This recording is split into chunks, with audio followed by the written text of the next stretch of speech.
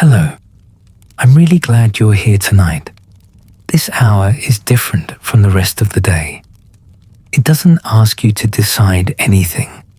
It doesn't ask you to perform or explain or keep up. It simply invites you to lie still and let your imagination move at its own pace. There are places in history that never fully left the earth. Places where the soil still holds memory, where the water still carries the echo of voices that have been silent for centuries, where the mountains still remember the hands that shape stone into something sacred. Tonight, we are going to one of those places, not with urgency, not with effort or study or the pressure of having to remember anything, but gently, the way a mind drifts when the lights go out and the body finally lets go. We are going to the highlands of Western Mexico, to a world of shimmering lakes and volcanic peaks and pine-covered ridges that catch the clouds, to a civilization so proud, so skilled, so deeply rooted in the earth and fire and water of their land, that even the mighty Aztec Empire, at the very height of its power, could not conquer them. We are going to the world of the Purépecha, the people the Spanish would call the Tarascans, the builders, the fishermen, the metalworkers, the architects of pyramids that rose not in the shapes their neighbors built, but in forms belonging entirely to their own imagination and their own faith.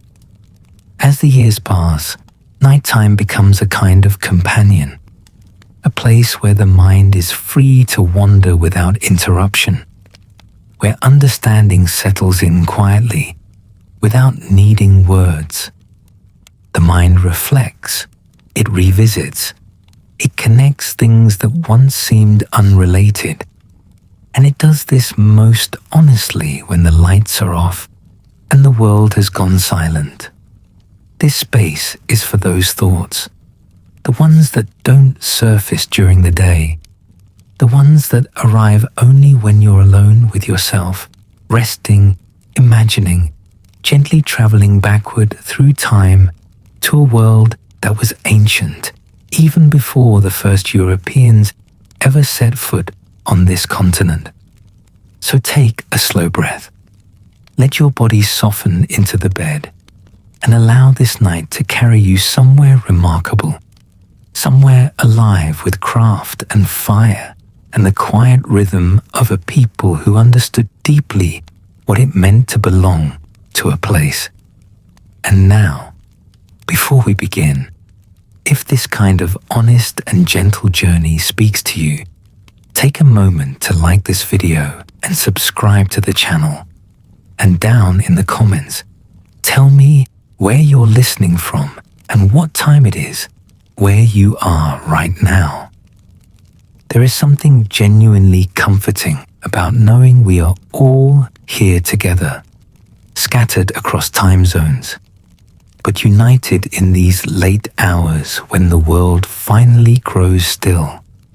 So settle in, adjust your pillows, find a comfortable position, and know that for the next hour, you're not alone. You are traveling. You are moving back through time. You are a witness to one of the most remarkable civilizations the ancient Americas ever produced. Let's begin. You are lying still right now, in the quiet and the dark of this present moment. But your mind is beginning to move. It is moving west. It is moving across time and across centuries, crossing the mountain ranges of central Mexico, passing over dry plains and pine-covered ridges, descending slowly toward a body of water so large and so blue that when it forms in your imagination, you feel something in your chest release. Something that had been held tightly all day long finally lets go. Lake Pátzcuaro. You have arrived. This is the beating heart of the Purépecha world.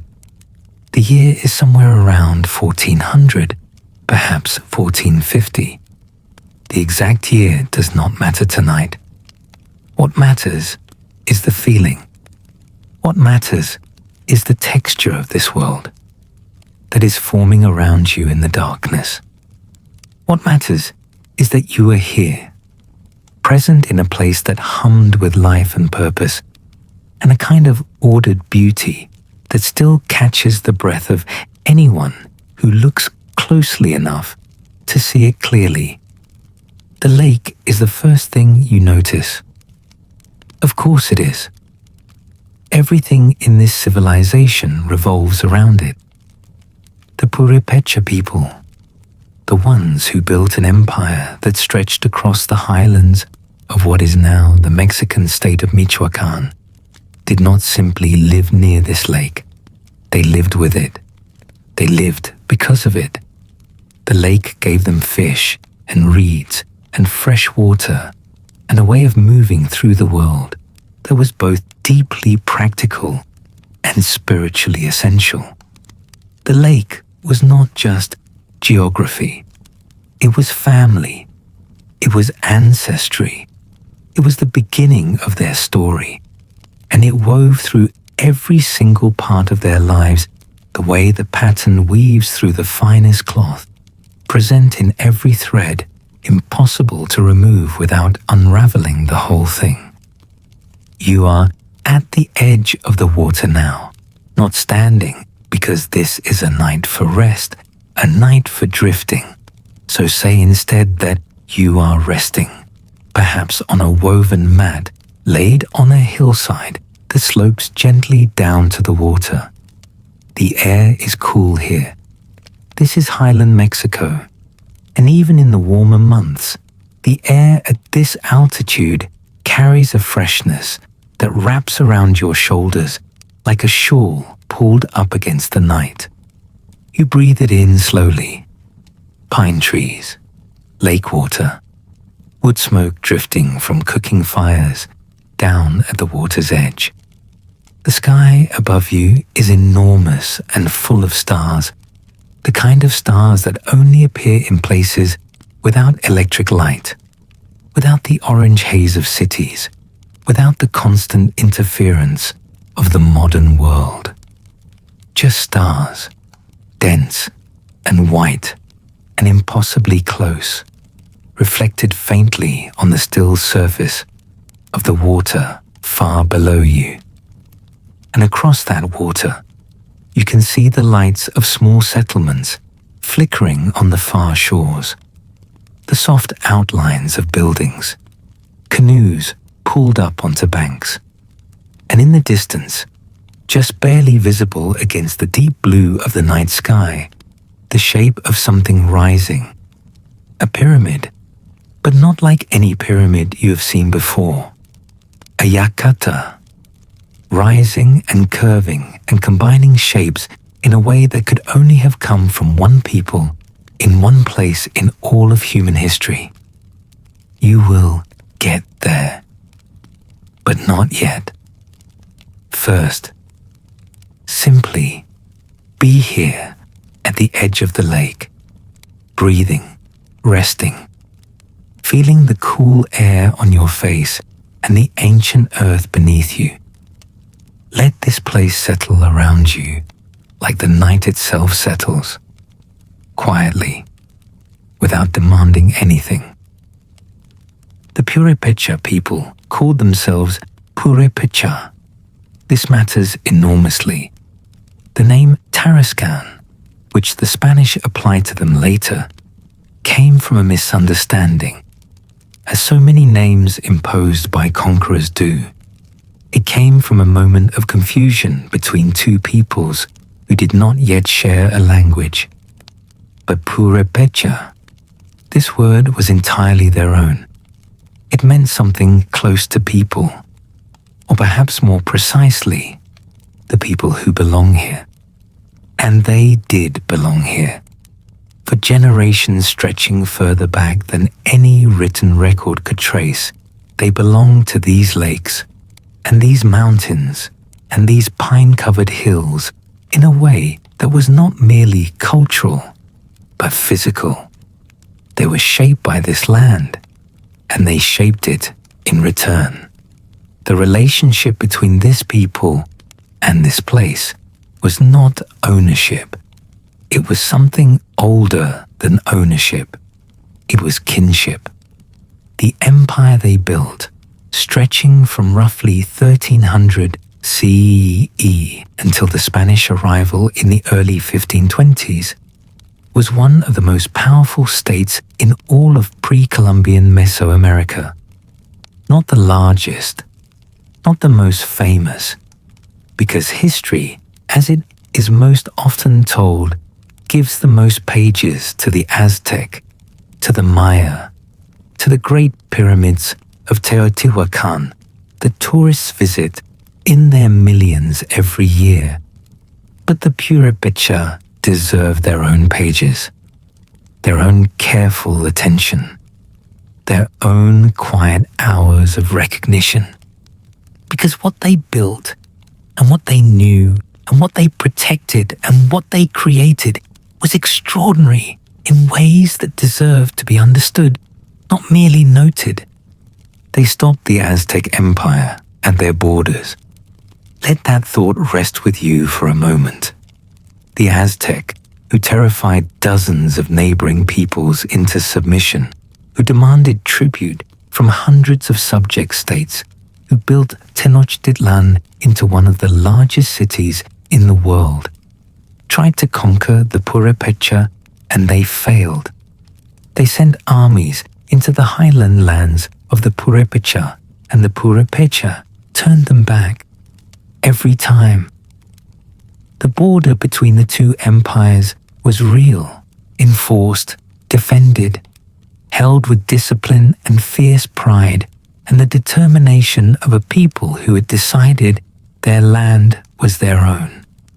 You think about that as you rest here by the lake in the darkness, what it meant to be Purépecha in that era, what kind of world it created, knowing that your civilization had faced down the greatest military force in the region and had not bent.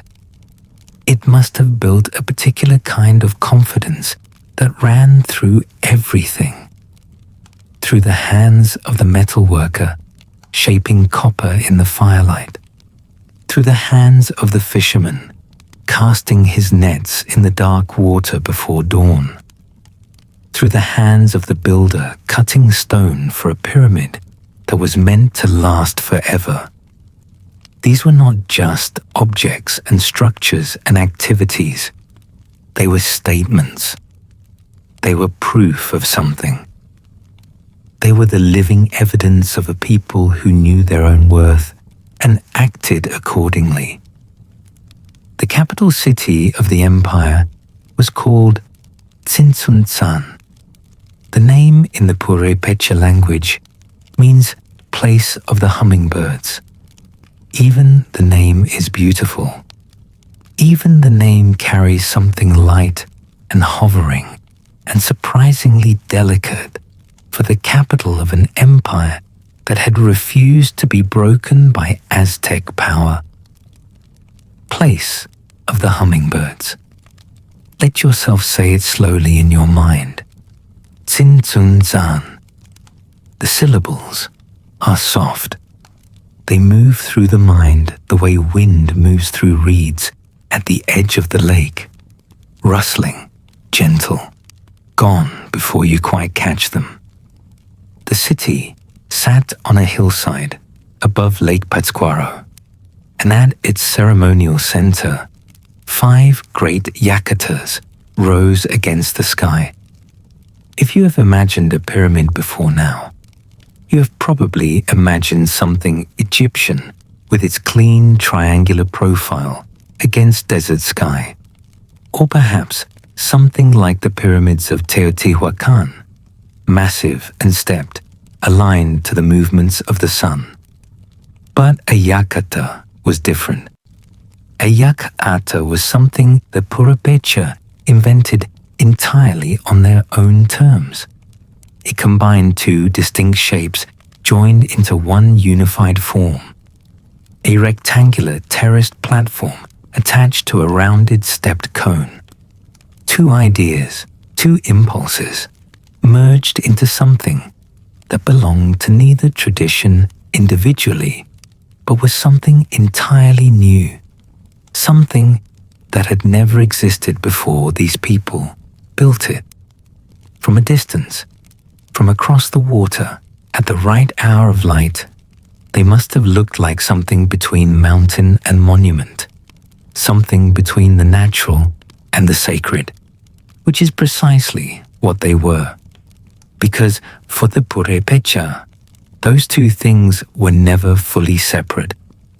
Close your eyes now, or let the image form behind eyes that are already closed, and see the yakatas as they stood in their full glory, faced with smooth-cut stone, painted in the colors of ceremony, ritual fires burning at their summits in the darkness, visible across the water, visible for miles in every direction.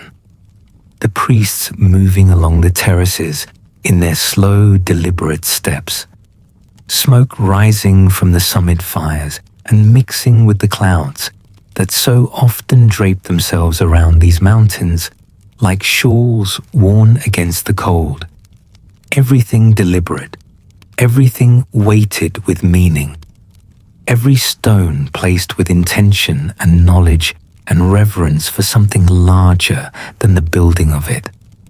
The Purépecha did not build for vanity.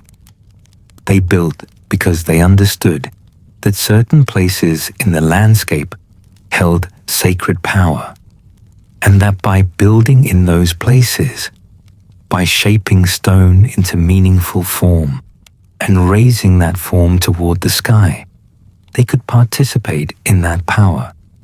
They could create a meeting point between the world of living people and the world of the divine. The yakatas were not merely architecture. They were conversation. They were the Purépecha people, speaking to their gods in a language made of stone and labor and fire and smoke, a language that needed no translation because it spoke in shapes visible from miles away, in flames visible across an entire lake on a dark highland night. Let your mind drift away from the ceremonial center now. Let it follow the slope of the hill downward, down toward the lake, down to where the fishermen are already moving in the darkness, because fishermen are always awake before anyone else. The water and the fish do not wait for the sun, and neither do the people who depend on them. It is deep night still, or perhaps that particular hour just before first light, when the sky has not yet begun to brighten, but something in the air has changed. Something has shifted almost imperceptibly, and you know without being told that morning is coming. The men are moving their canoes into the water. These are dugout canoes, carved from the trunks of large trees, shaped with stone tools and later with copper tools, smoothed by hands that have done this work so many times, the motion requires no thought at all. The body knows what to do. The hands know. The shoulders know. The knowledge is stored not in the mind, but in the muscle. The fishing nets are something worth holding in your imagination carefully. The Purépecha used a style of net that European observers would later call the butterfly net, though the name only partly captures what it actually was.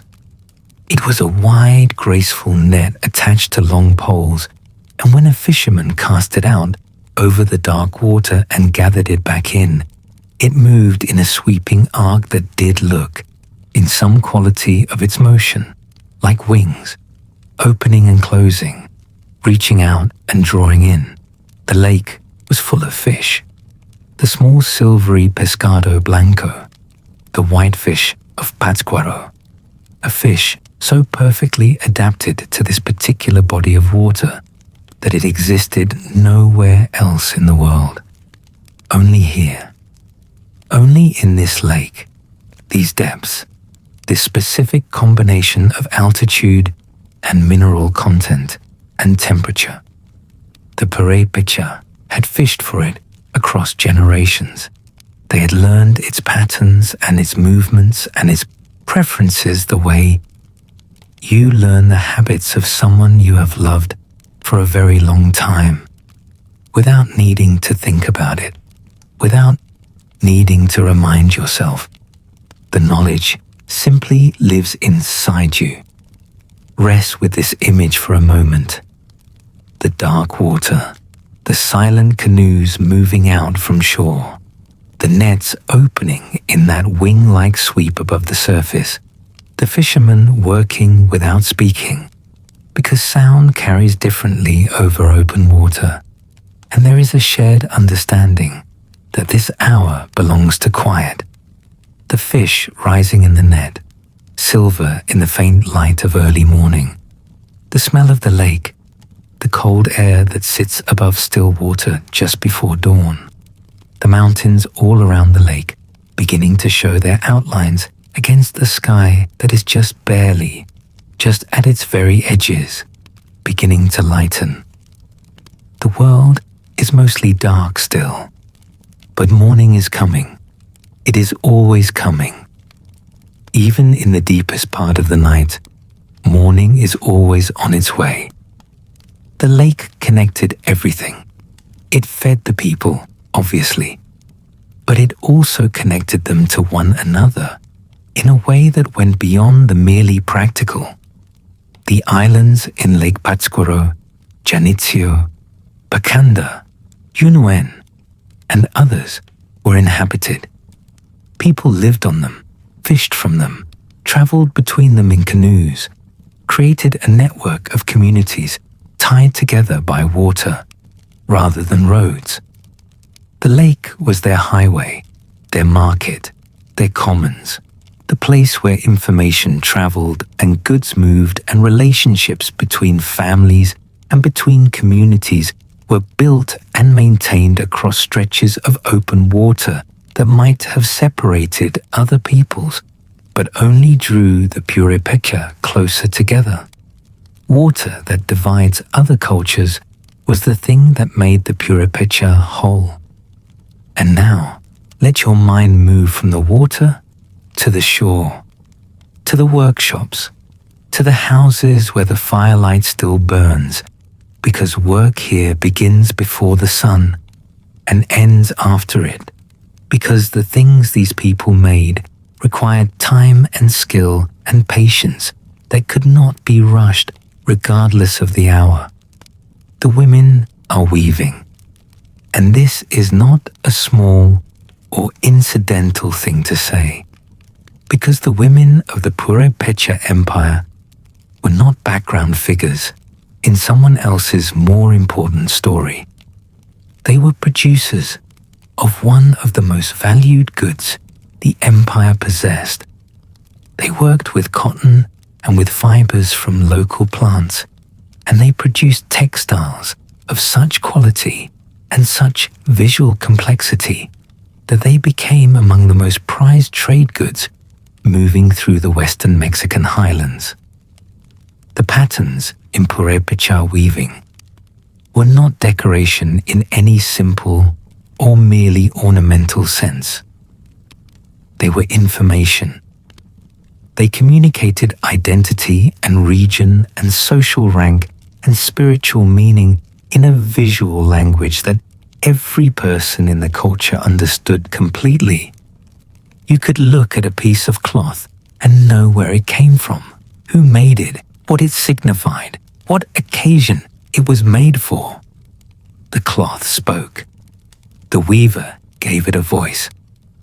You think about the woman weaving tonight, in the firelight, or in the early morning light coming through a small window as the darkness outside begins, just barely, to ease.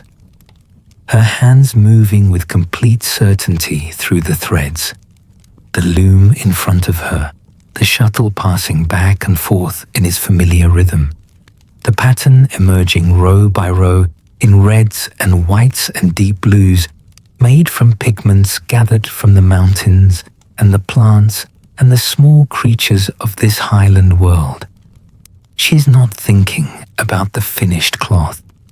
She is thinking about the thread in her hands right now, the next pass of the shuttle, the continuation of the pattern that she carries in her mind, the way a musician carries a melody, without needing to look at it, without needing to think about it consciously, simply knowing it from the inside out.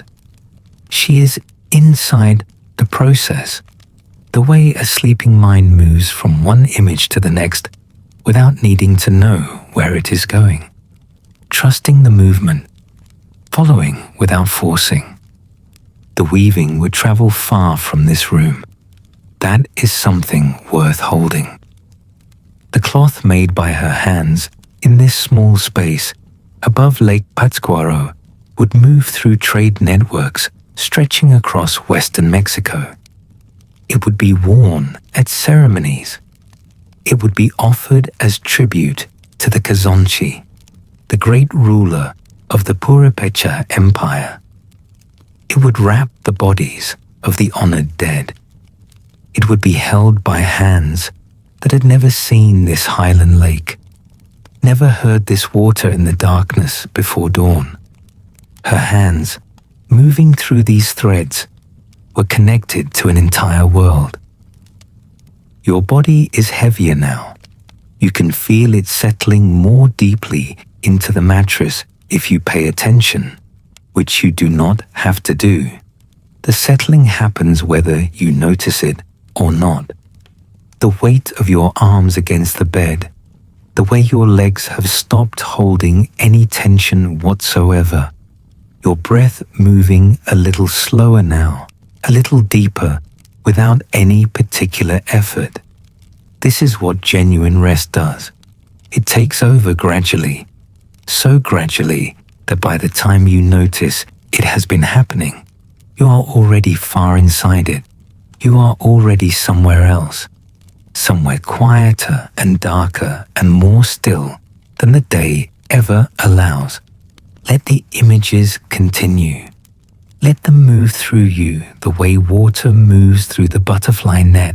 The current passes. What needs to be held is gathered in, and then the water moves on without any resistance, without any holding back. You are resting. You are drifting.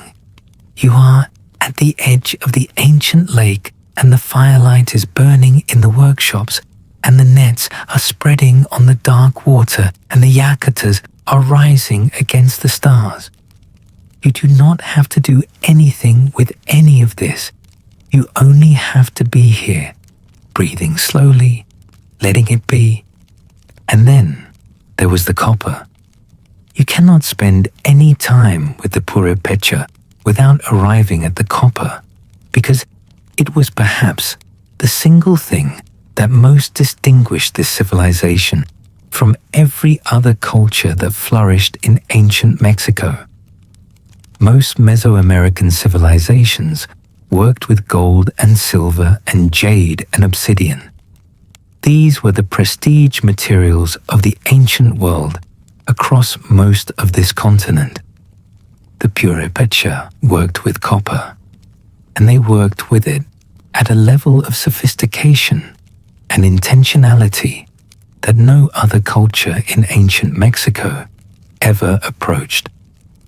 They did not just find copper and hammer it into shape. They smelted it. They alloyed it with other metals to change its properties. They poured it into molds and hammered it thin and drew it into forms that required a deep and accumulated knowledge of how metal behaves under heat and under pressure and under the careful hands of someone who has spent a lifetime learning its nature. copper bells that rang with a pure and carrying tone when struck, used in ceremony and carried in trade across vast distances. Copper axes with edges so sharp and so durable, they could fell large trees and dress stone for construction, replacing the stone tools that other people still depended on entirely.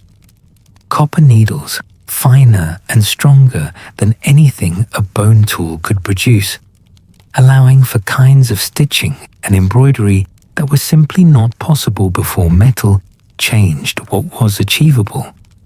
Copper tweezers, copper fishhooks, copper ornaments worn by the elite and by the priests. Objects that caught the light of the sun and the firelight in ways that the natural world could not replicate, that seemed to carry their own inner brightness. The copper came from deposits in the mountains surrounding the Purépecha heartland, mountains full of mineral wealth that the Purépecha had identified and learned to extract over generations of careful accumulation of knowledge. The extraction required understanding of geology, of where the veins of ore ran, how deep to dig, how to transport raw material from the mountains to the workshops below, and then the smelting, the knowledge of temperatures, the reading of the color of molten metal to know its state, the pouring, the timing. This was not primitive work. This was sophisticated metallurgy, centuries of experimentation and accumulated knowledge that can only be earned through direct engagement of hands with material over very long spans of time. The knowledge was passed down through generations, from metalworker to apprentice, from experienced hand to young hand, not through writing, but through something older and more intimate, through proximity, through watching, through being in the room while the work was done, day after day, year after year, until the watching became understanding and the understanding became ability, until the knowledge lived not in the mind alone, but in the hands and arms and eyes that knew what the glow of the metal meant without any written record to consult. You think about the copper workshop tonight. Picture it with whatever clarity your drifting mind can manage. The heat of the furnace, real and pressing, pushing back against the cool highland air that surrounds the building on all sides. The glow of the molten metal being poured slowly and carefully into the mold. The color of it somewhere between orange and gold, alive looking, as if the metal itself has not quite decided what it wants to become. The hiss and crackle of cooling, the particular smell of hot metal and charcoal, and the stone of the walls that have absorbed 1,000 firings and carry the memory of each one. The metalworker with his hands protected by thick wrappings, bent over his work with total concentration, completely inside the act of making. He knows what this object will be before it exists. He can see it in the raw material, the way a person who has known someone for many years can see in the morning who that person will be by the evening. The knowledge is intimate. The understanding runs deep. This is what true craft produces. Not just skill, something closer to relationship. A kind of knowing that goes both ways. Copper tools changed everything. The Purépecha did. They made the Purépecha better farmers because copper tools could work the earth more efficiently than stone. Better builders, because copper tools could dress stone more precisely and allowed for the kind of fine construction visible in the ceremonial centers they built. Better craftspeople of every kind, because having sharper and more durable tools changes what is possible to create, and copper weapons, the axe blades set into wooden handles, the points attached to spears and arrows, gave the Purépecha armies an advantage over neighboring peoples who were still fighting primarily with stone-tipped weapons. This was not accidental. The Purépecha understood exactly what they possessed. They did not simply stumble into copper metallurgy and fail to recognize its value. They recognized it completely. They protected the knowledge. They maintained control over the deposits and over the techniques. Copper was power in this world. Real, tangible, usable power. And the Purépecha held it with both hands and did not let go. Beyond the copper, the highland crafts of the Purépecha world extended in every direction you turned. The woodworkers. The Purépecha produced lacquerware of remarkable beauty, objects coated with a finish made from the natural secretions of a local insect called the aje, combined with mineral pigments to produce surfaces of extraordinary depth and color, deep reds and blacks, and the warm tones of mineral gold. The technique for creating this lacquer was not known outside the Purépecha world. It belonged entirely to them. Trays and bowls and gourds finished in this material were objects of genuine prestige, traded widely, admired deeply, objects whose beauty held up across the centuries and still carries something of its original power. The stonemasons. Because the yakatas did not build themselves. The terracing of the hillsides at Tzintzuntzan and at other ceremonial sites across the empire required the organized labor of many skilled people over many years. People who could read a landscape and understand how to reshape it, who could look at a cliff face and identify which rock would split cleanly along its grain and which would crumble unpredictably, who could manage the logistics of moving heavy stone down slopes and up scaffolding and into precise positions where it would bear weight without shifting. The yakatas you see in your mind tonight are the product of thousands of decisions made by thousands of hands over years of sustained communal effort. Not one ruler's vision imposed on unwilling workers, but the accumulated intelligence and devotion of an entire community. You are drifting now. You can feel it in the quality of your own attention, the way the images have begun to soften at their edges, one thought flowing into the next without clear boundary. The night has deepened. The lake is quiet. The workshop fires are burning lower. The fishermen let the canoes rest. The nets drift. The world is finding its stillness, and you are finding yours. Everything settling towards the deep rest the body knows it needs, that the night is quietly and patiently offering you right now. Let the Purépecha world hold you for a moment before sleep takes you deeper. Let it be the last waking image, the lake reflecting stars, the yakatas dark against the sky, with their summit fires burned down to coals, the copper cooling in its mold in the silent workshop, the weaver's loom standing empty, her work set aside until morning, the canoes resting on the still water, the mountains all around, patient and permanent, having held this world in their high embrace for centuries before this night, and for centuries more to come. Everything in its place, everything belonging, everything connected to everything else. The way threads connect in cloth, the way water connects the islands in a lake, the way one generation's knowledge flows into the next generation's hands. You are enough right now. You always have been, resting here in the darkness, crossing centuries to bear witness to a world of astonishing beauty and human achievement. This is what the quiet hours are for.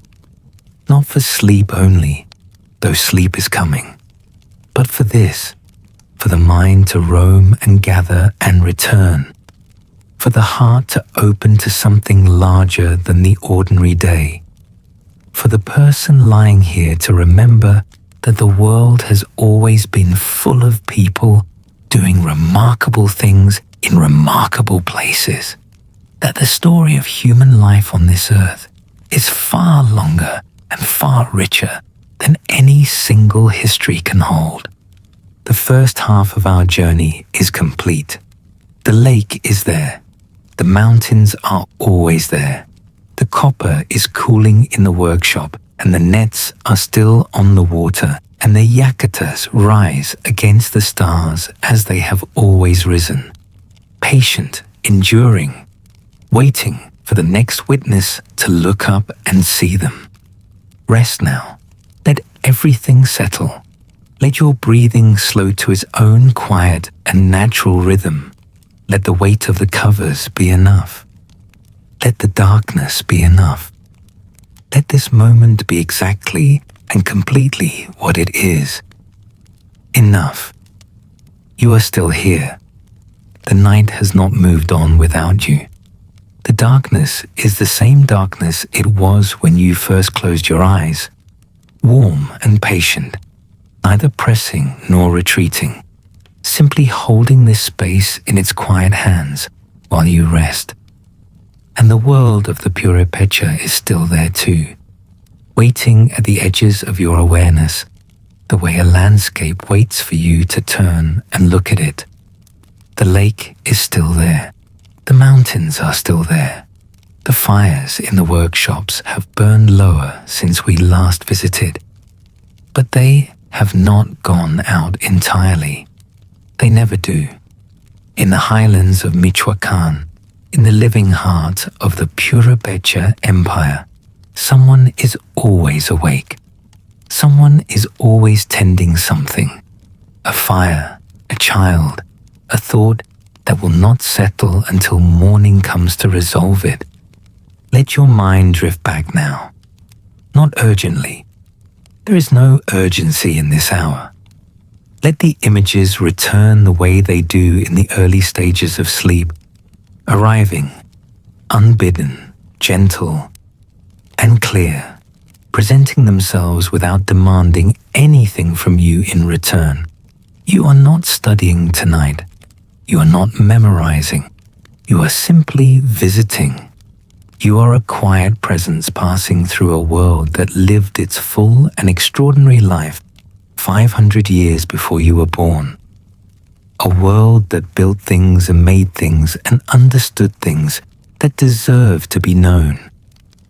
Carried forward in the minds of people who lived long enough to value the depth of history, the weight of time, the dignity of cultures that shaped the world long before anyone thought to write them into the pages that school taught us were the only important ones.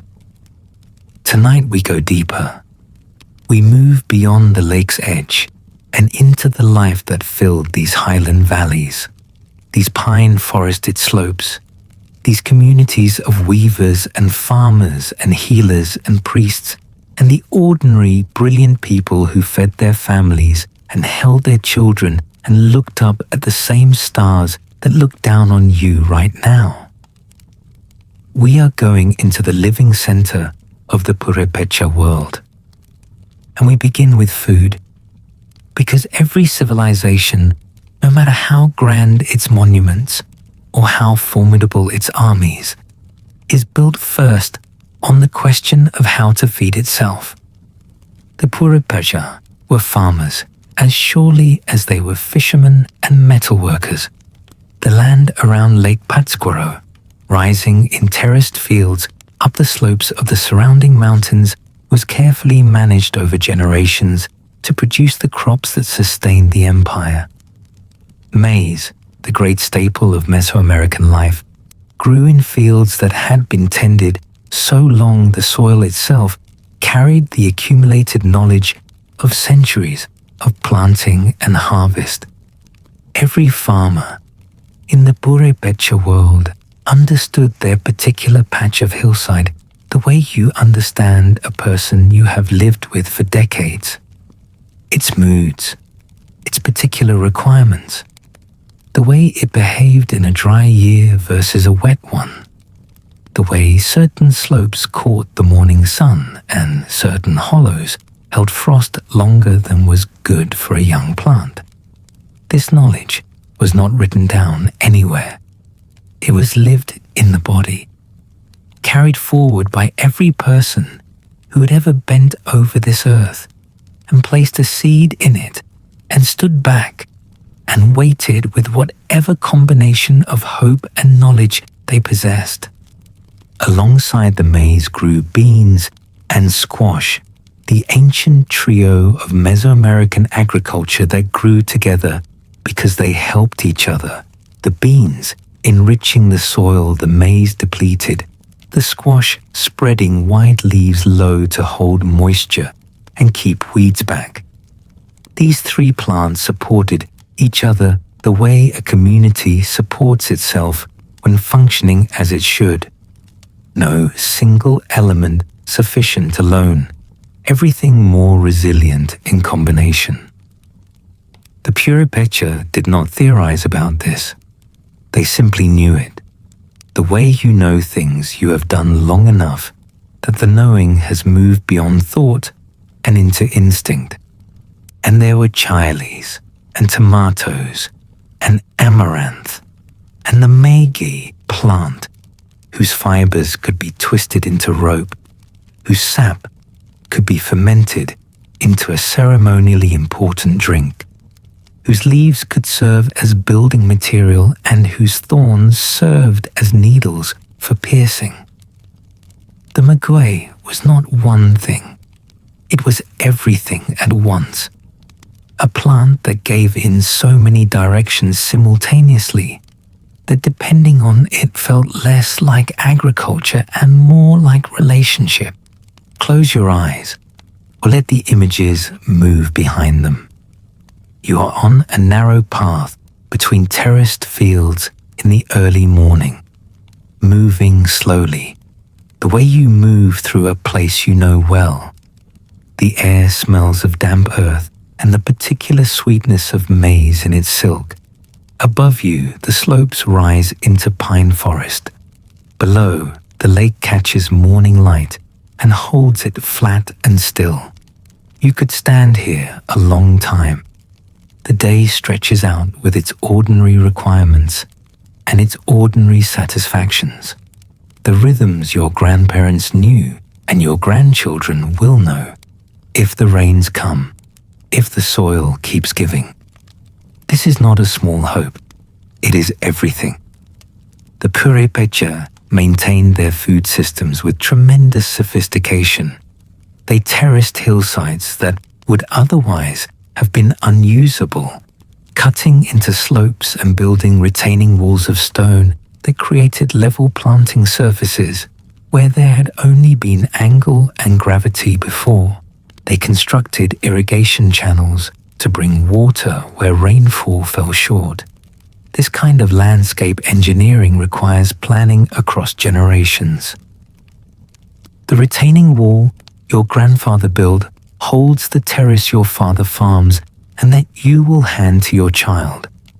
You are always working partly for people not yet born, always receiving credit for labor long completed by the dead. This is the nature of inherited landscape.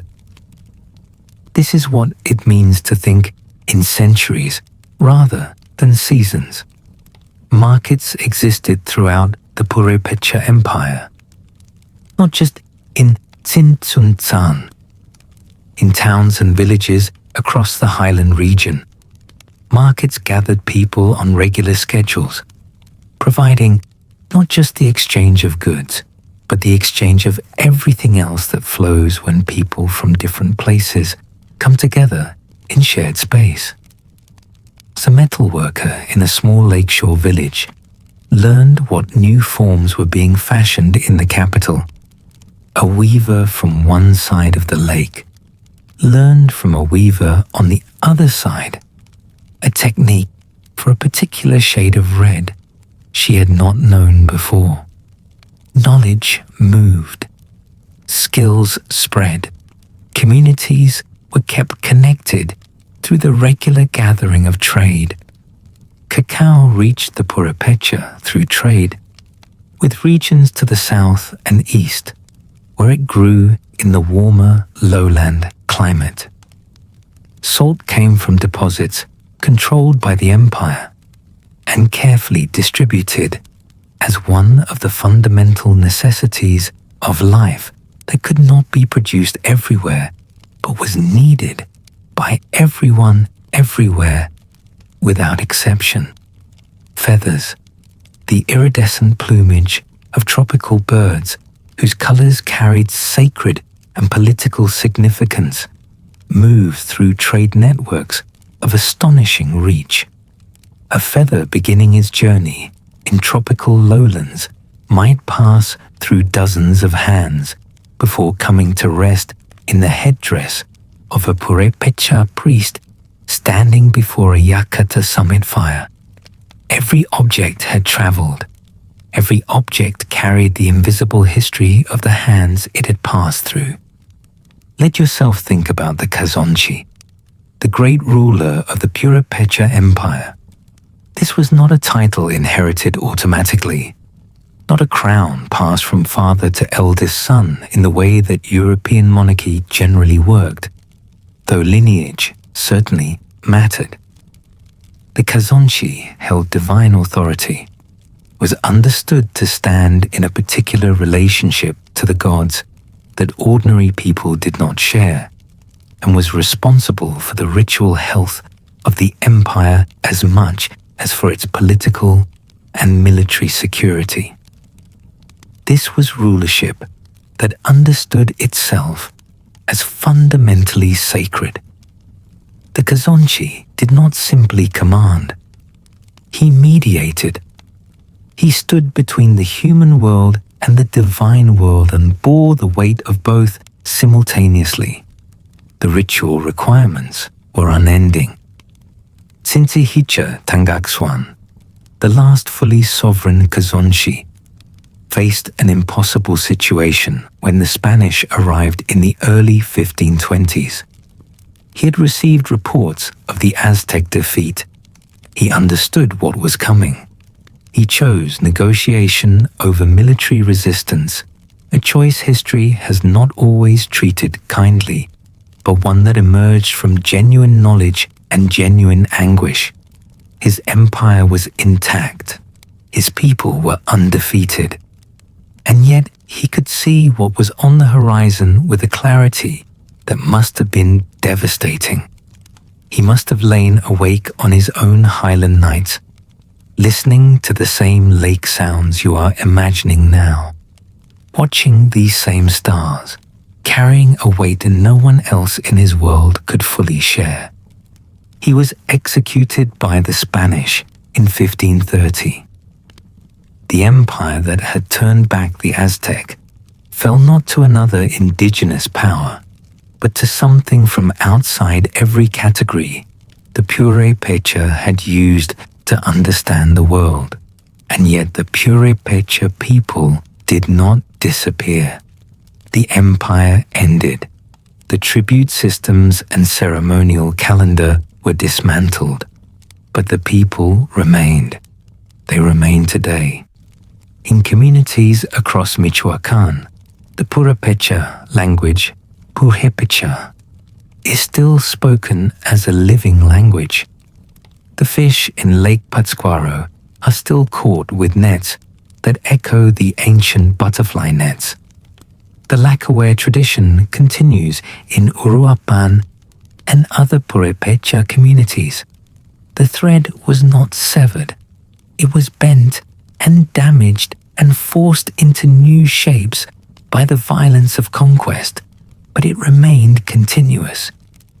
This matters as you rest here in the darkness, because nighttime invites the long view, the view from a distance where individual catastrophes, however devastating, do not erase the larger pattern of human persistence. People survive things that should have destroyed them.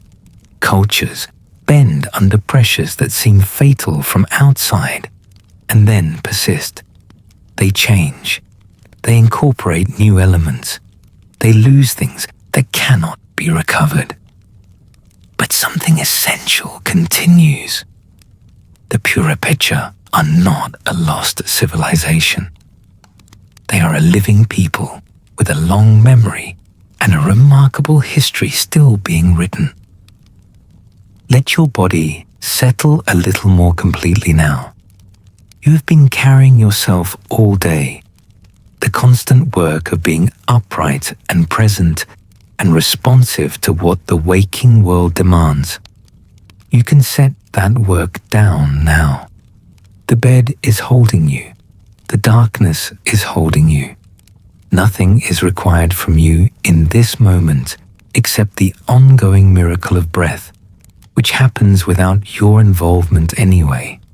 Your chest rising, your chest falling.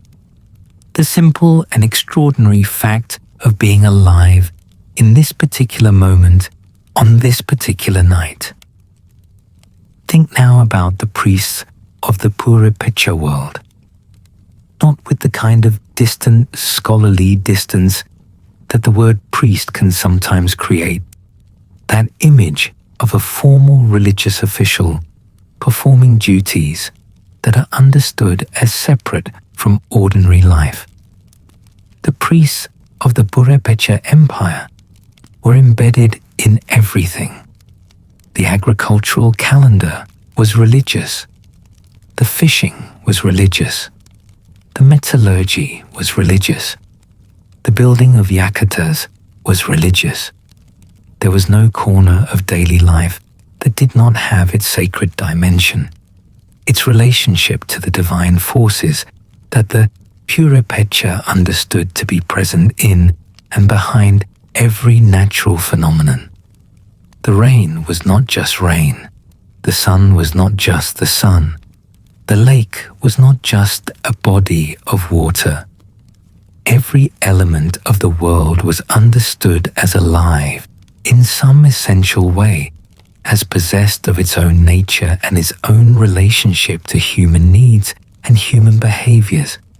And the priests were the specialists in maintaining those relationships.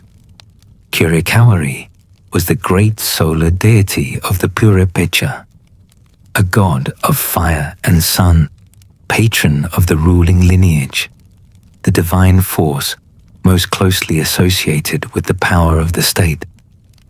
The sacred fires on the yakata summits were his fires, maintained without interruption, because to let them go out would be to let something essential in the order of the world go dark. The priests who tended them understood themselves as performing an act of cosmic maintenance, not merely observing ritual, but keeping something necessary alive that the entire world depended on.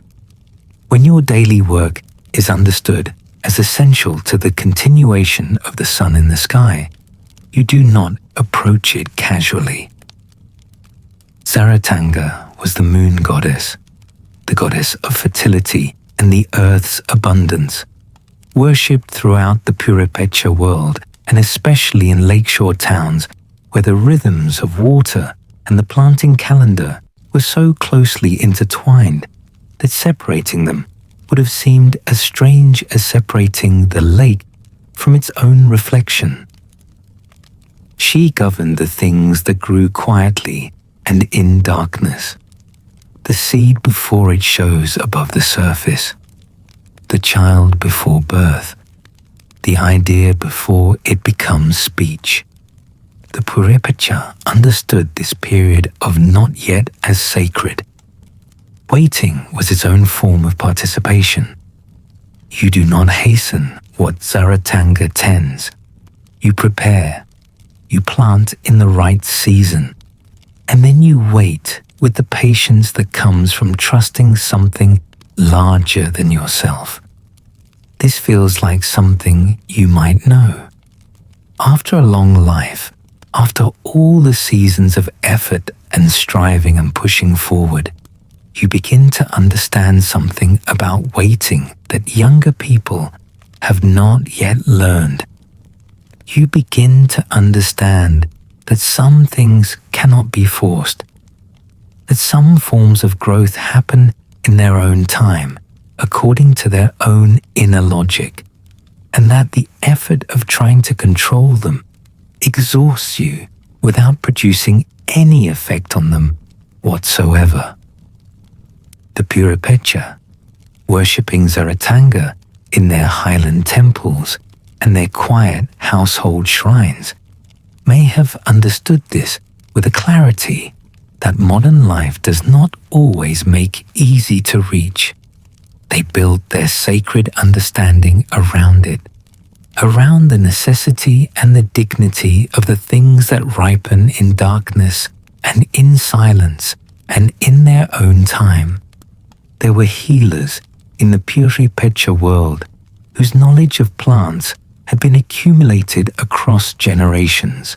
The bark of certain trees for fever, the roots of certain plants for pain, preparations from specific insects, knowledge empirical in the deepest sense, derived from careful observation across many lifetimes of watching what worked and why. This was not merely magic.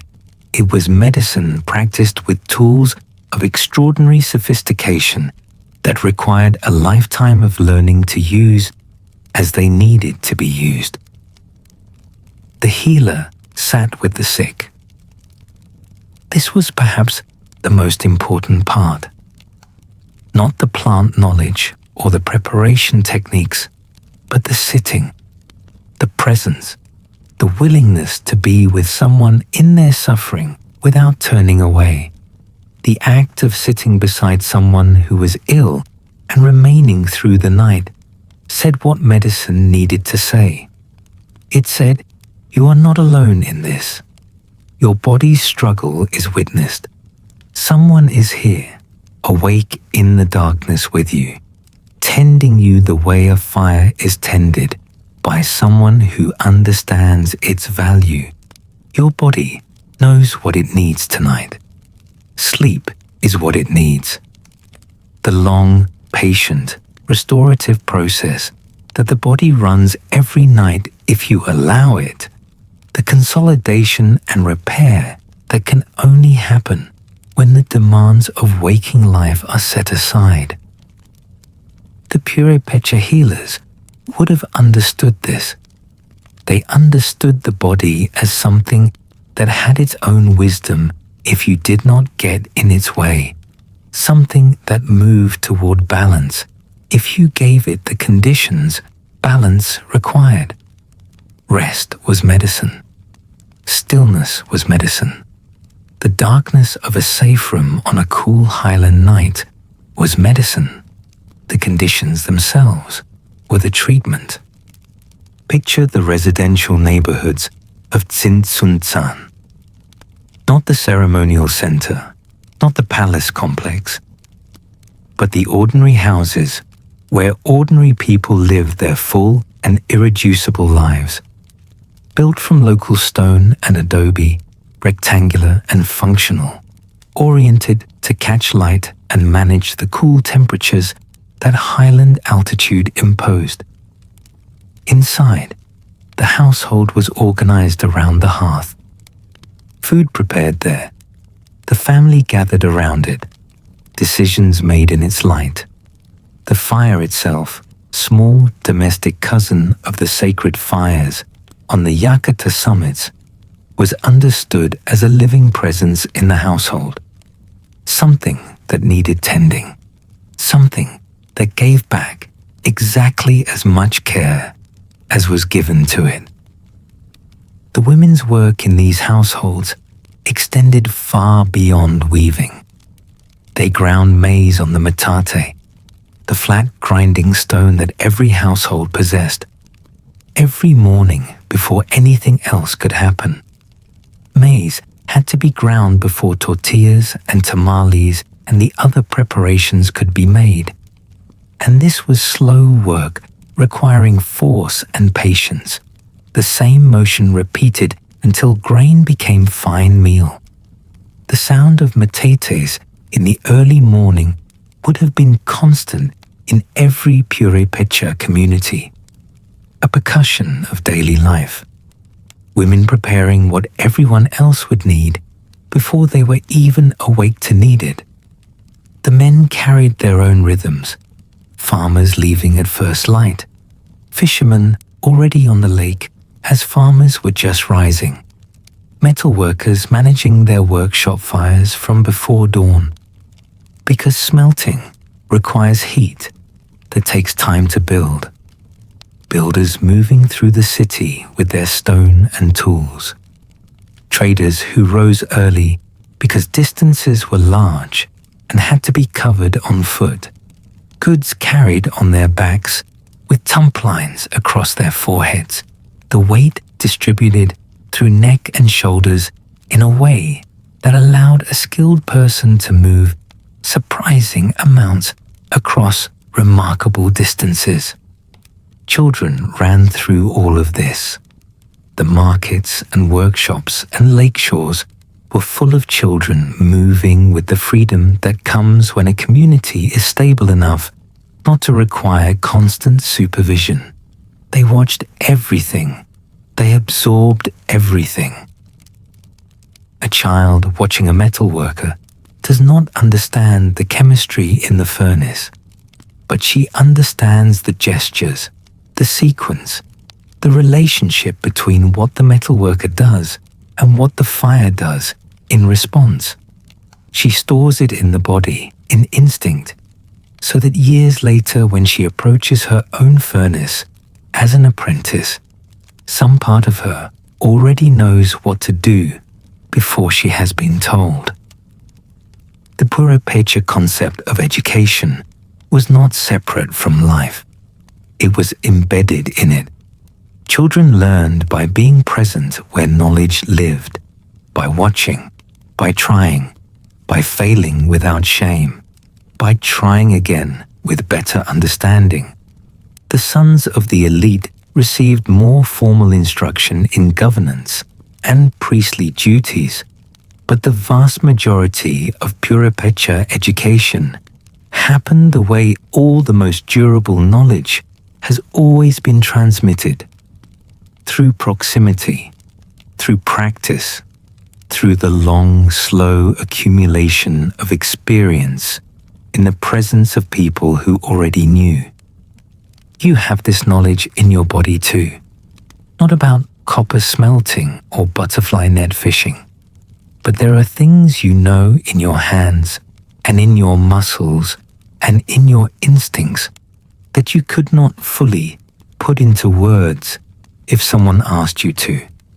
Things that you learned so long ago and have done so often that they have become part of what you simply are, rather than something you do. This knowledge is the most durable kind, the kind that outlasts the mind's clarity because it lives below thought, in the reliable machinery of the body itself. The Purépecha metalworker, whose hands knew the temperature of the metal without measuring it, possessed exactly this kind of knowledge. It is not mysterious.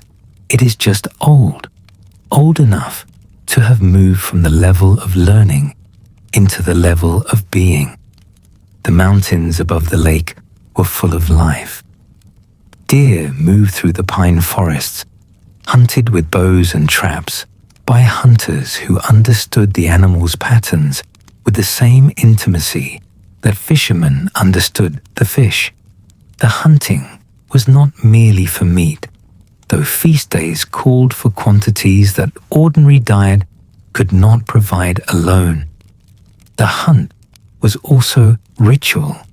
It had its sacred protocols of approach and thanksgiving, its acknowledgement that the animal's life was being taken, and that this required something in return. A relationship maintained between the human community and the animal community in which something was always owed on both sides. The forests themselves were managed, though managed is too mechanical a word for this relationship with trees. The Purépecha knew which wood burned best for different purposes, which was strong enough for building, which trees held the specific properties useful for particular crafts. They planted and harvested and let certain areas rest and moved through the forest with the knowledge of people whose lives depended on it remaining productive for their grandchildren as well as for themselves. Sustainability is not a modern concept. The Purépecha practiced it not as ideology, but as understanding, because they had the long view that comes from living in a place long enough to witness the consequences of decisions made 2 generations before. The night around you is very quiet now.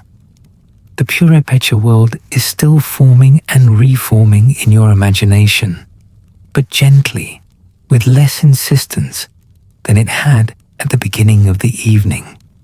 The images come slower. They stay longer. The copper workshop, the lake before dawn, the terraced fields in the morning light, the child watching everything, the woman at the loom, the healer sitting through the night beside someone who needed not to be left alone.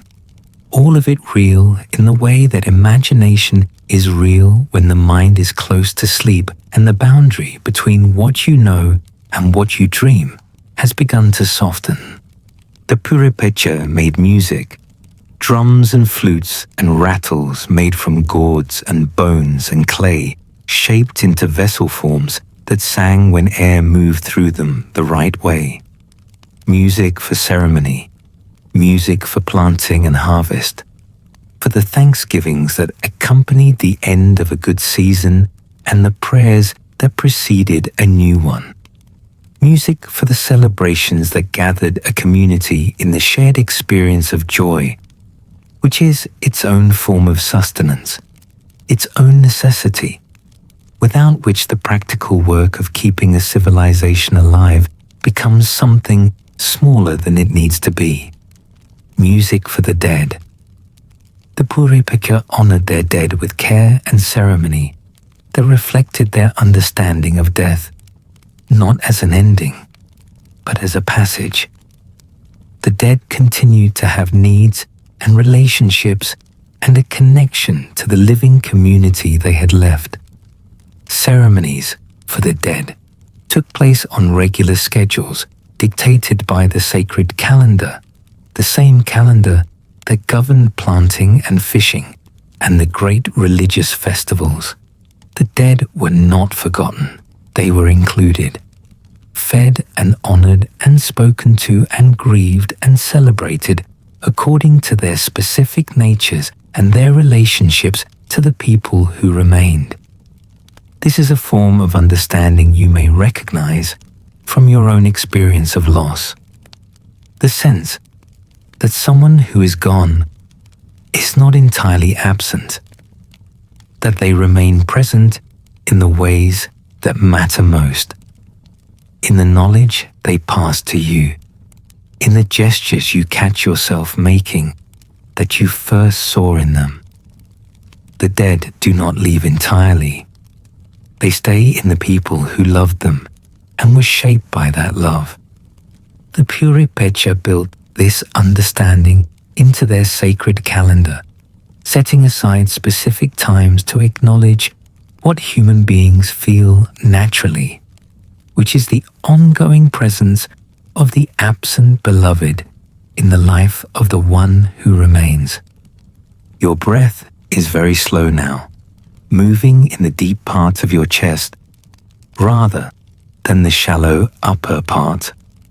This is your body beginning the long process of sleep, the transition that happens every night when wakefulness lets go of its grip and something older takes over, something that does not require your conscious participation, something that knows without being told exactly what it needs to do. You are safe. You are held. The night is doing what it has always done. The darkness is its own form of gentleness. The legacy of the Purépecha lives in Michoacán in ways you can still find if you go looking. In Santa Clara del Cobre, craftspeople still work copper by hand, using techniques tracing their lineage directly to the pre-colonial tradition. Sheets of copper hammered thin, bowls and plates and decorative objects whose surface carries the marks of the mallet, the visible evidence of the making hand. This is not reproduction of a dead tradition.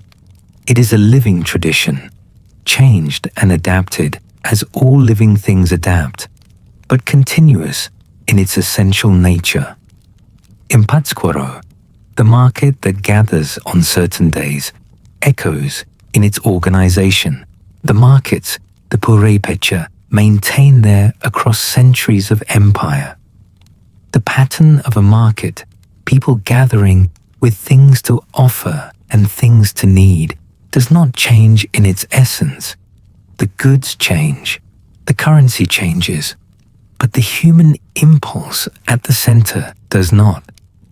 The lake itself still holds the pescado blanco, the small and silver whitefish that exists nowhere else in the entire world. Though its numbers are diminished now by the pressures of time and population and the changing of the water, it persists. It has been there since before the Purépecha gave it its name. It will be there, one hopes, long after the names humans give. Things have shifted again into new forms. Some things outlast the civilizations built around them. The lake outlasts the empire. The fish outlasts the fishing tradition that was built around it.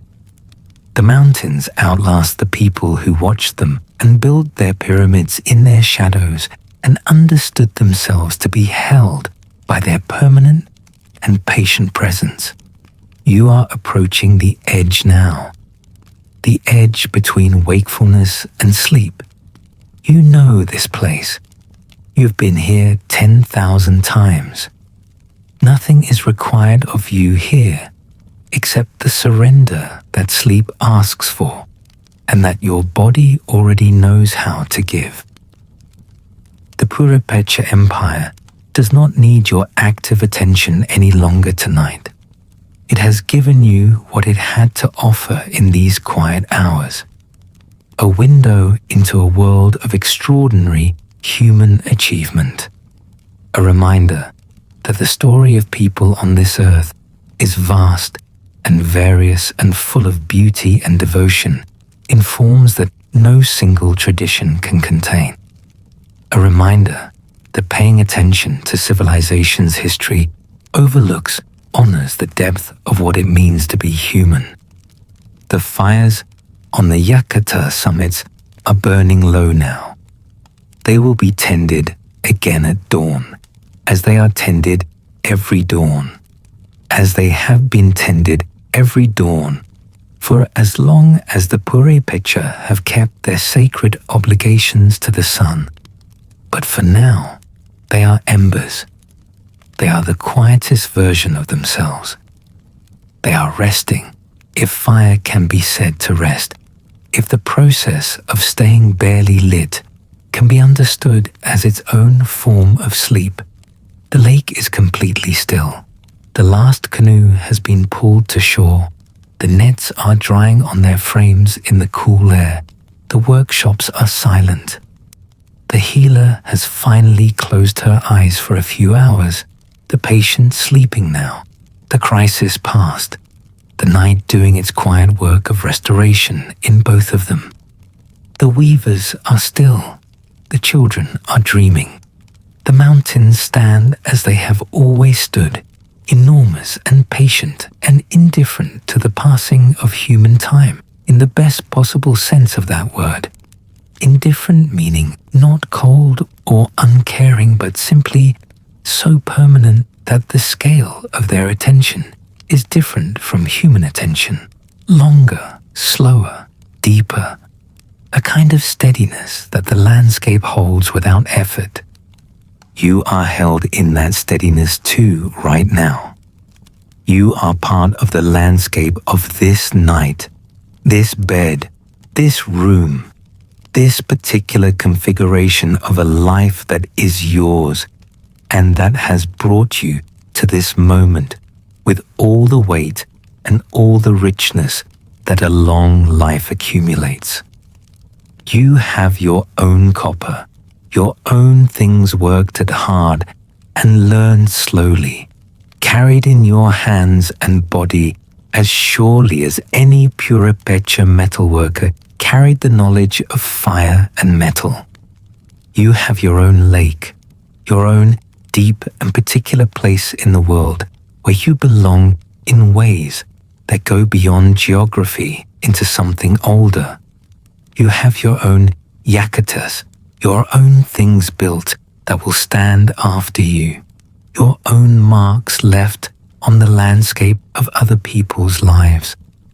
The fires die down, the stories settle, and the world grows still. Let your thoughts drift away like embers on the wind. The highland air carries them up and away and out over the dark surface of the lake, where they scatter into the same sky that holds the stars. Everything is quiet now. Everything is resting. The ancient world rests. The modern world rests.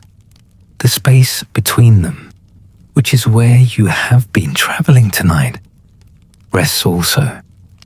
Let your mind follow where everything else has already gone. Into the quiet, into the dark, into the deep and generous arms of sleep that have been waiting for you all evening with the patience that only the night possesses. Good night. You have journeyed far through time tonight. You have walked the hillsides above Lake Pátzcuaro and breathed the cool highland air and watched the copper glow in the workshop firelight and felt the nets sweep open over the dark water and heard the shuttle pass through the loom in the quiet before dawn. You have stood in the shadow of the yakatas and felt the weight of stone that was placed with devotion and care by hands that knew what they were building and why. You have been a witness. You have paid attention, and now it is time to journey into dreams. Close your eyes. Breathe slowly and deeply, and let sleep find you, the way the lake finds its own shore at the end of every long and patient night, without effort, without urgency, drawn by something deeper than will, arriving exactly and inevitably where it was always going to arrive. Sleep. You are home.